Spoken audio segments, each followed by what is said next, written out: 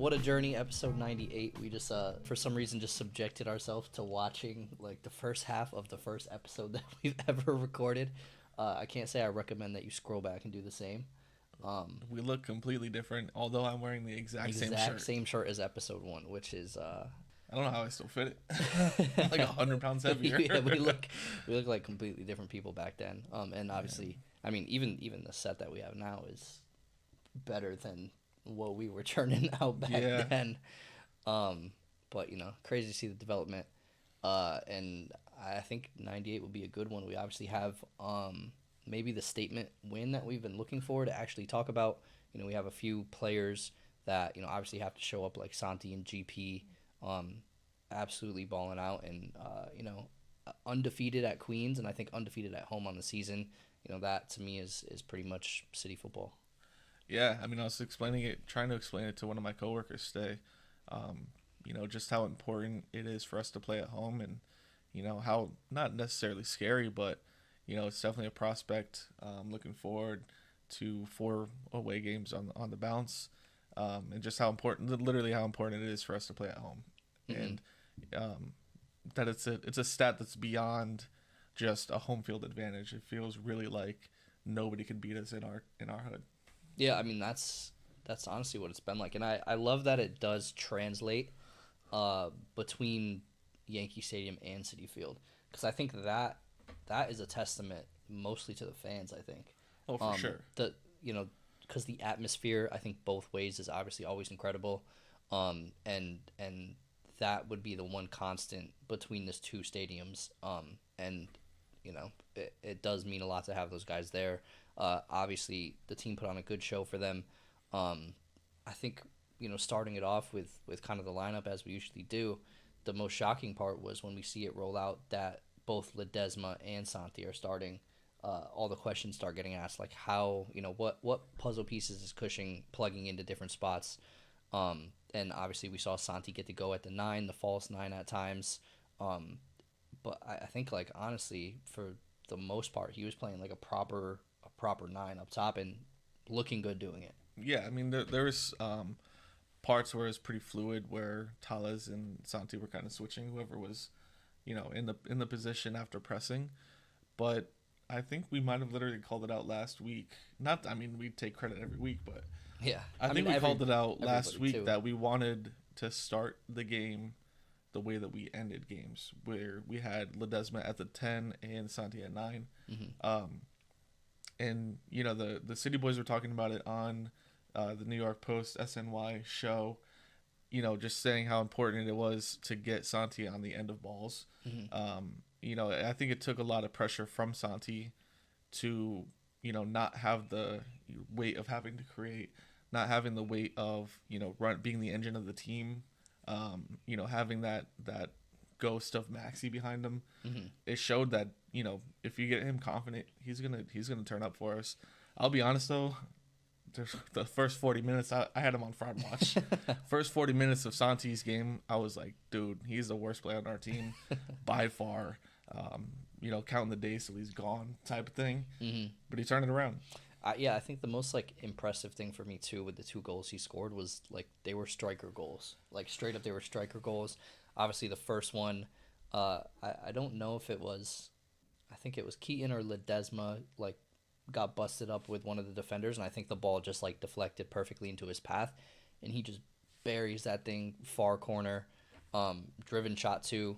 And then, which reminded me of a lot of Tati goals. Yeah, to be honest, exactly. A lot of the goals that Tati scored for us looked exactly like that. Exactly, and then the next one, obviously, I think a lot of the magic from this one came from GP, and we probably have to have a pretty lengthy conversation about GP because he was quietly incredible. Probably 1 assist is not good enough to represent really what he brought to this game, but the ball that he plays across to Santi, and he's in the right spot, making the right attacking run. And just finishing what to most people looks like a run-of-the-mill attempt. But, we just even spent an hour at the park kicking around. And yeah, we can't, you can't count on one hand the number of times that we get a ball put on a platter like Santi, and that thing ends up in the street 400 feet away because we're wandoing it. So, yeah, I mean, to be in that position and to score those striker goals, I feel a little bit more comfortable knowing that today is transfer deadline. I mean, there could be news breaking on Twitter and we have no clue because we're recording. But it puts my mind at ease to see Santi go out and do that. At least enough to the point that I think we could hold off till summer. And I don't want to overreact on one game, one performance, but summer's not that far away if Santi's playing like this. Yeah, no, definitely. I think he showed that he can be dangerous in uncomfortable positions. I jokingly said that GP was hiding his right foot for the past 2 seasons just for that ball, just to be able to be in the position to play that ball perfectly with his right foot. But yeah, Santi could be very, very dangerous in that spot. But, the other side of it, not to be a Debbie Downer, is he's kind of played himself into not having a choice and needing to be, kind of plugged in wherever he can fit because we can't afford to not have him on the field, or we couldn't for the past couple of games.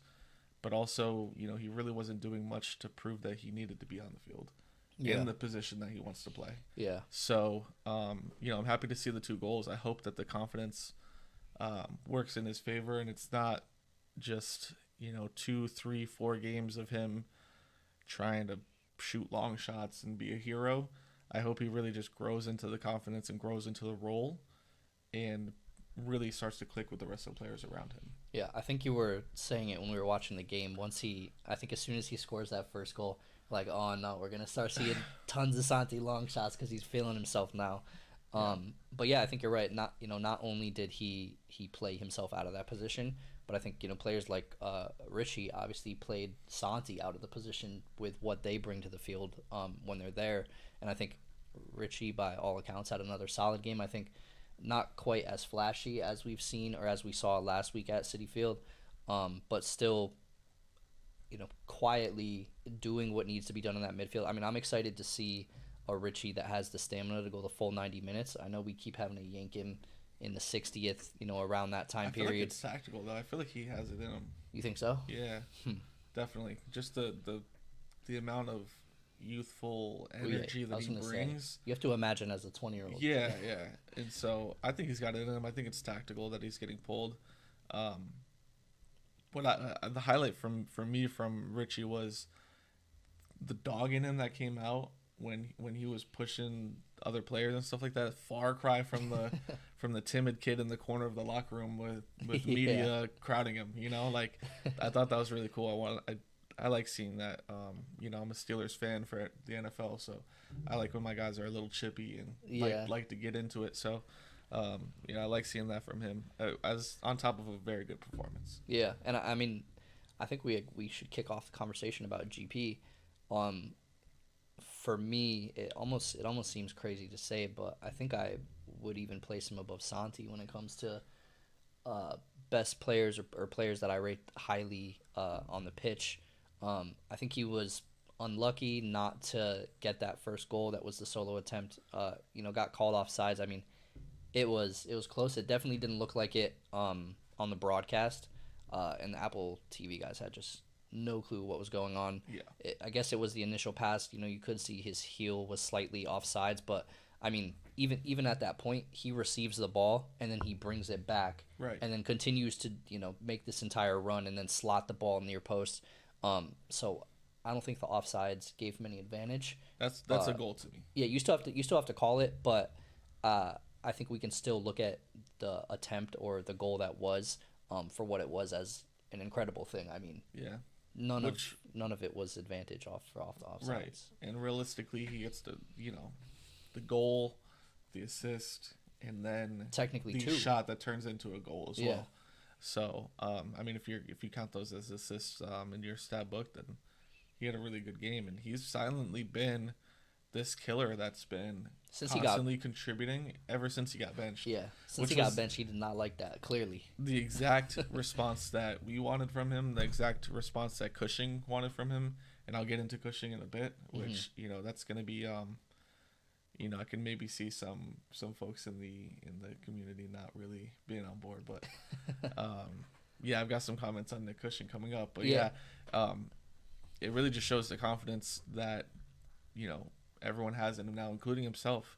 And you see him after the games, and he's just, calm as ever, checking his phone, business as usual for him. So yeah, I think with GP2, I mean, you touched on it briefly earlier. The big part for me, and I think this is the first time that I've seen it so prevalent in one game, was him starting to use that right side. yeah, I think preseason, even the end of last season, and then as this season began to develop, we're talking weeks 1 through 3 when he scores the first 2 left-footed goals, where he cuts in and he does his regular thing, and we're on here having conversations. If that's the only trick in GP's arsenal, it's not going to take long for people to shut that down. And I think in this game specifically, he showed that maybe it was all part of the plan. I mean, maybe Cushing's telling him take that left side as much as you can for the first 7 weeks, and then you get to week 8, 9, and now I almost felt like on every attempt aside from the offsides goal that got called, he was taking his right side every single time. And I think it is more of a case of him taking what was given to him. Mm-hmm. Because if you're gonna go and which we haven't seen him do prior though, right, going exactly. To the right, he kind of would force it. I think maybe Cushing got in his ear and was like, just take what they give you. Mm-hmm. If they're gonna try to fully close down your cutting to the left, just take it to the right and see. A bad ball is better than no ball. Yep. A bad ball is better than getting dispossessed and mm-hmm. losing an attack. So, take what you can get, and it paid heavily on both of those, on the Santi assist, and then if you want to call it an assist to Tales, it did as well. And it's funny because every time you see him running down the wing, you've got 1 to 2 guys that are just jockeying him on his left side only. Right. And it seems like so simple for him to cut to his right, and he does just that. And I think even more impressive, like I think he's been showing a lot more skills, sort of like Tales-esque going on, which typically, that's all we've ever seen from Tales and not necessarily other people on the team. So I don't know. I guess it's more exciting that way. I think he got lucky with the shot that he took that fell at Tales' feet, came off his knee the right way. But sometimes that's how it's going to go, especially when you're at home. It feels like those things are more likely to happen. And I think all around, I think we've both been pretty happy with Cushing's team selection, sort of the way that he's been running the team, whether it's the GP sitting and then now look at what's come from that, and everything related to that. Yeah, well, I was joking with you that Nick Cushing has like a skill move ban until there's a certain score line, minimum 2-0 to start doing skills. But yeah, if we want to get into Nick, I think Nick's selection and overall management has been severely overlooked, in my opinion. Like, everyone's talking about, Santi, obviously the performance is good. Ledesma, obviously the performance is good. Mm-hmm. Who's the guy making those decisions? Like, who's the guy plugging for the past 4 or 5 games, microdosing Santi at the 9 to close out games with Ledesma at the 10, seeing how it works out, and finally feeling confident enough to throw it into a game? Yeah. We've seen this build up for 4 or 5 weeks, whatever it is. Having an Alfredo come in off of the bench to close games out. All of these decisions, obviously we're not going to be completely 100% happy with every single sub or every single decision, but he's been spot on lately. He's made correct and ballsy lineup decisions that have paid off like immediately. He's made, in my opinion, pretty quick and decisive moves with Tales, with Santi, not playing Alfredo immediately after he gets back from injury, and disrupting that chemistry that Keaton and Sands are starting to build. All of these decisions that have led us to this position and kind of just rode those rocky waves out and just got us to this position. I think he deserves a lot of praise for that.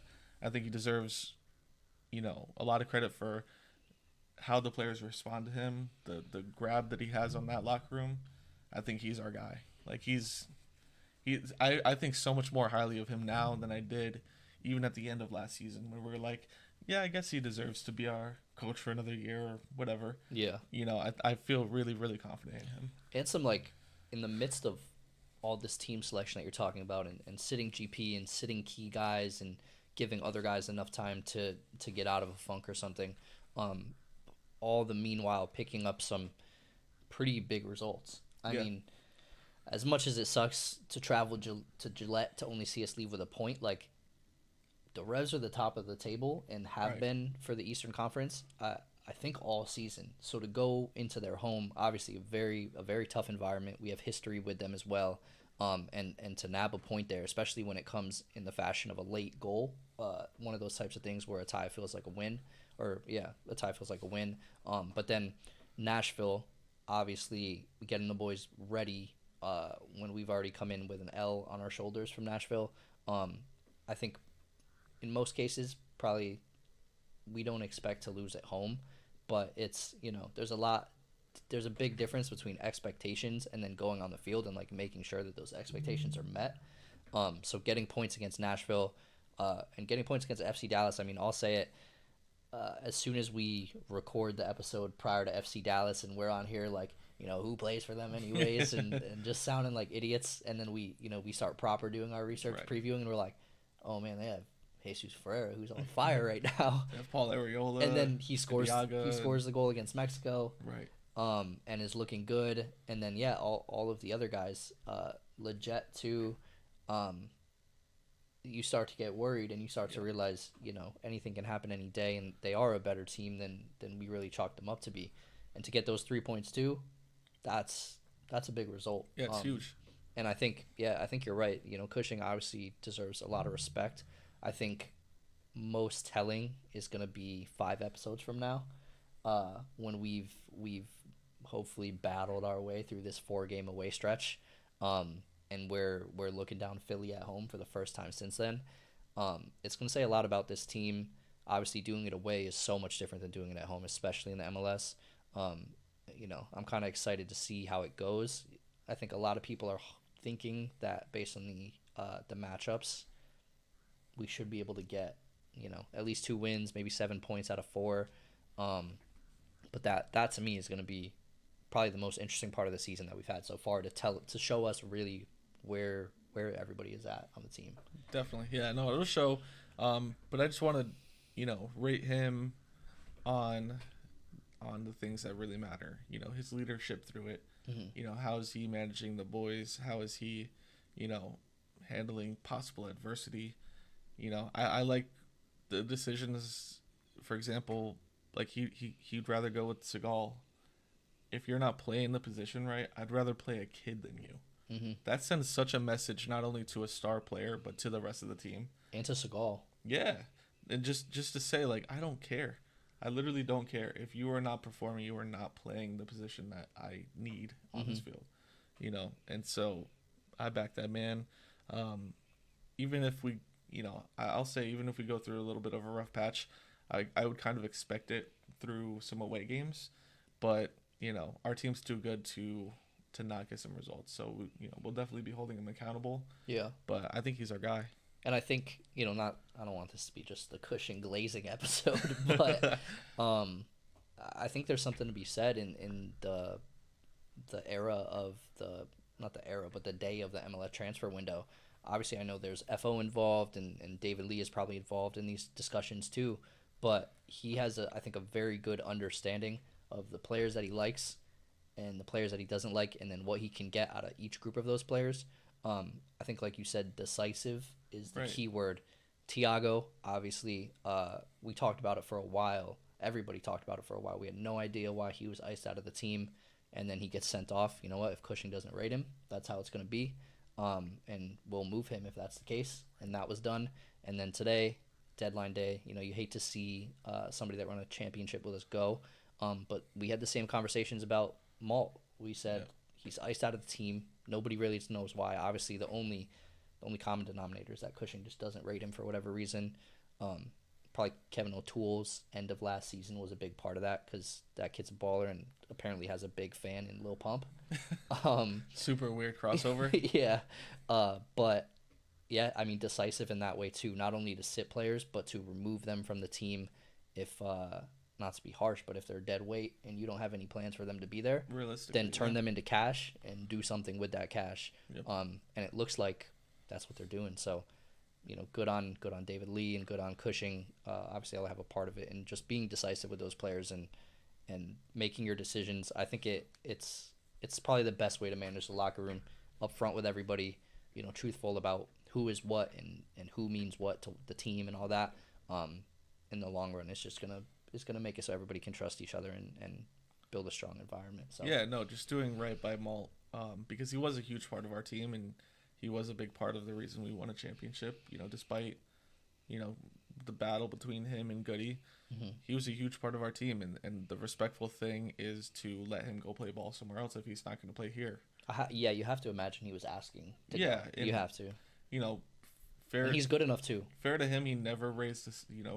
Never caused a scene. Was pro through it all. More professional probably than I would have been. Yeah. If I was a dude that won a chip with you and, all of a sudden my desk is clear, I would be like, what the hell? What's going on? Yeah. So, and even more for an international player, bringing his family here and everything, to really do nothing but train, So I feel like we've finally done right by him and let him go play ball somewhere. I just hope he doesn't hurt us. Yeah. Because he has the ability to. Yeah. And I guess he's chalked up to start in Columbus.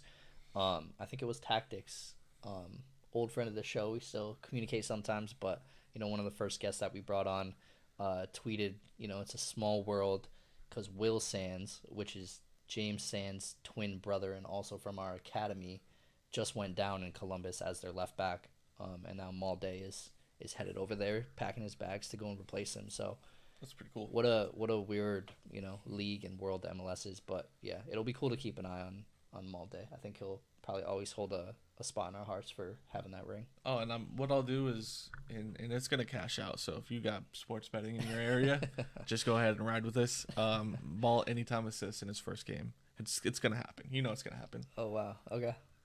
That's kind of like if you had bet. Gotta be like plus 10,000 or something. It's something crazy. Like I'm retiring off this. Yeah, penny to $1 billion. But yeah, I mean that's about it. Hopefully, no major news breaks after we record this. If we have a 9, we might have to hop back in the studio before work tomorrow morning and scream. I guess just scream. Just get on the mics and just scream out of happiness. But I don't envision it happening. I'm about 30 pounds away from being a 9. Yeah, and we've been training. We have been training. I don't know. I think with some things that are cooking and behind the scenes, it's only right to get fit. It's only right to get back into it. It's easier. I found it's much easier now for us that there's something to look forward to. It makes it so much easier when you're like, I will just be an embarrassment if we don't do this. So it has to be done. When you're trying to play across to Adam and you're like, all right, if people are watching this, it's different gravy. Yeah. To have to connect this ball. Also today was the best session out of all the ones we've had, to the point where we were spending time focusing on celebrations. Which was just true. I mean, when it's the third time you've played in the last 4 years, you just can't have that. But in terms of our body, it felt the best.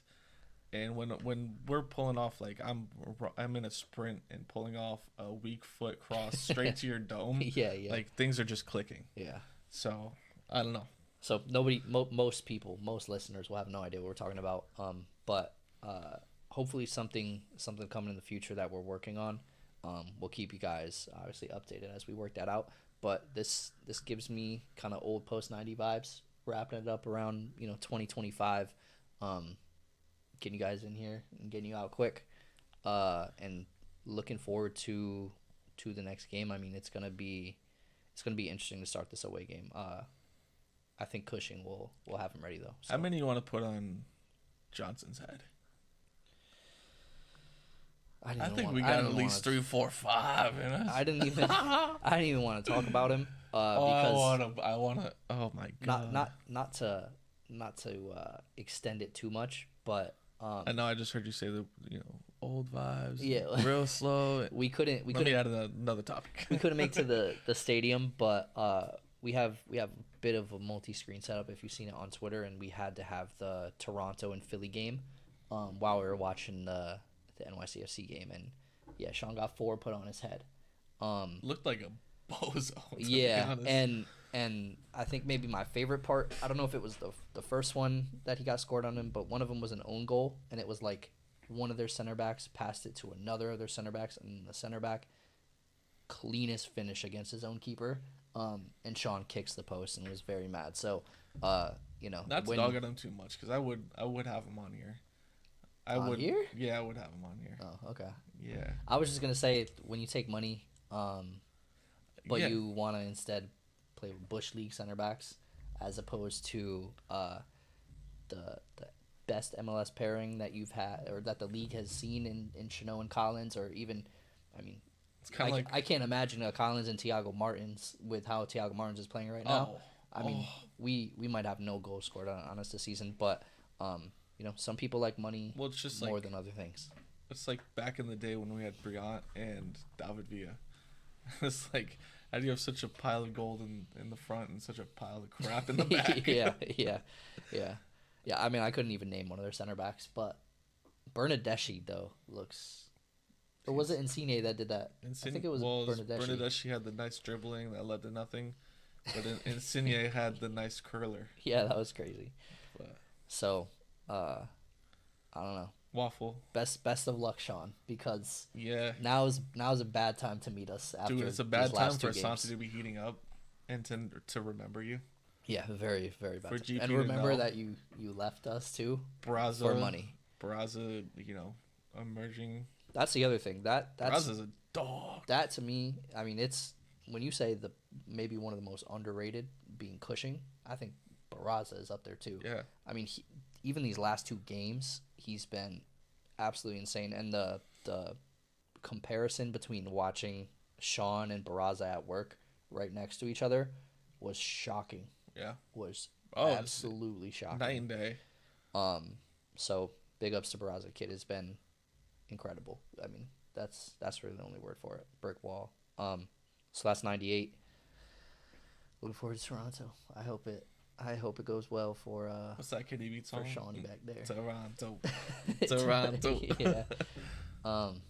That'll do it at Post90Pod. TikTok, YouTube, Twitter, Instagram, Apple Pod, Spotify, wherever you can find a podcast. Anywhere you got a podcast. we're uploading it there. So we'll catch you guys in 99. Jeez. Peace.